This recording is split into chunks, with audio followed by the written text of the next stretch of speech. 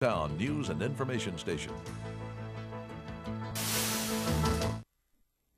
Welcome back. With us now is Gwen Hewitt. We are talking about property taxes.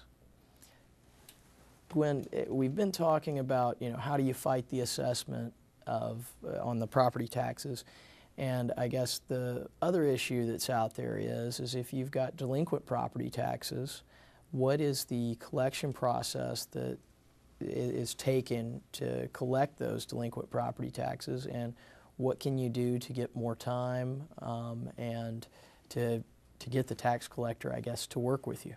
Well, Vince, I was the tax collector for Shelby County from '95 to '98, the delinquent tax attorney, and from '98 to 2008 for the city of Memphis. So I have a lot of experience in that, having done it day in and day out. The delinquent taxes are a first lien on the land, and the tax lien is so superior to all the other liens because it's a first and prime lien that that the collection rate is very high on those. But sometimes taxpayers fall behind for different reasons. Keep in mind, you and I probably have bank loans where our taxes are paid and escrowed through our loans to keep the bank safe. So it's not, the majority of the homes and properties within Shelby County would already have their taxes paid for them through their banks. So what you have left are the people who either own their houses already or have mortgages with companies that don't provide escrow services. If they fall behind on their taxes, they run at an 18% interest and penalty rate, which is very high. The taxes generally in Shelby County are 2 years old before tax suit is filed. When the suit is filed, additional charges are added for the costs of the suit. What happens if you're in tax sale or get assigned to tax sale in delinquent tax collections and you don't want to lose your home? Most of the people who really seriously don't want to lose their home either have to come up with a payment plan with payment arrangements that will take care of this debt soon, or they have to consider alternatives like bankruptcy. The bankruptcy automatic stay provided by the federal government will generally stop both foreclosure or tax sale or actions against your property and give you the alternative of creating a bankruptcy plan in order to manage the debts that you're behind on. So if you want to fight you can't really fight your taxes after they've been assessed. When they're 1 year and 2 years old, it's too late to change your tax burden. What you have to do always is stay on top of your assessment and keep your taxes current as they become due. If you fall behind on your taxes, that's not the time to say this wasn't my tax bill. You've lost that opportunity. The taxes have to be paid regardless whenever they've become delinquent, and a plan has to be created for that. There aren't very many choices. You have to pay your taxes if you want to own your property. Right, and now I know if you've lost your property at tax sale, in some instances you've got a right of redemption for a certain amount of time. Always. There is always a right of redemption. It's a 1-year right of redemption that begins on the day of the tax sale itself.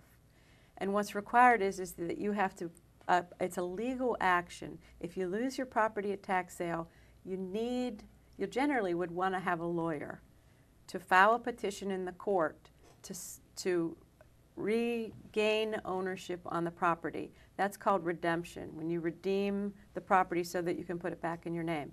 But that petition has to be filed within 1 year of the tax sale date, or you've lost your statutory right.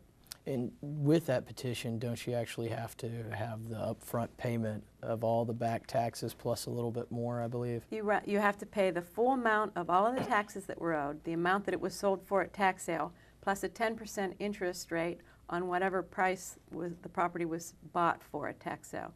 So if someone came in and paid $50,000 for your property, even though you only owed $5,000 of taxes, you would have to pay $5,000 in taxes plus 10% on the $50,000 they paid. And plus there's a filing fee with the court as well, which is a minimal fee, but it has to be paid. All of the funds have to be paid into the court registry at the time of the petition, and the petition must be filed within that 1-year statutory right of redemption period.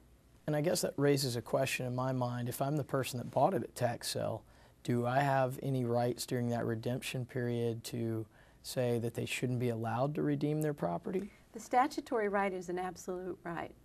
What the purchaser at tax sale gets is 10% return on their money and an opportunity or a possibility of keeping that property as your own. So after that 1 year right of redemption passes, if the tax sale was done appropriately and everything was done, then that property should be completely theirs.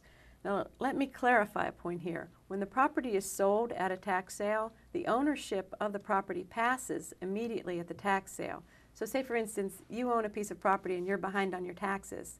If I buy that property at tax sale, I own it the day I buy it at the tax sale. You don't own it anymore. I might let you live there, but you don't own it. Okay, and I guess that also raises a question for me too.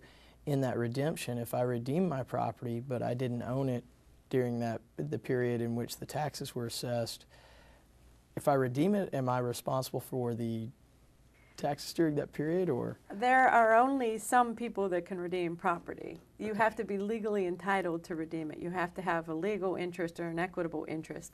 And even when you file the petition for redemption, when the redemption goes through, it always and only goes back into the ownership of the owner of record at the time of the tax sale.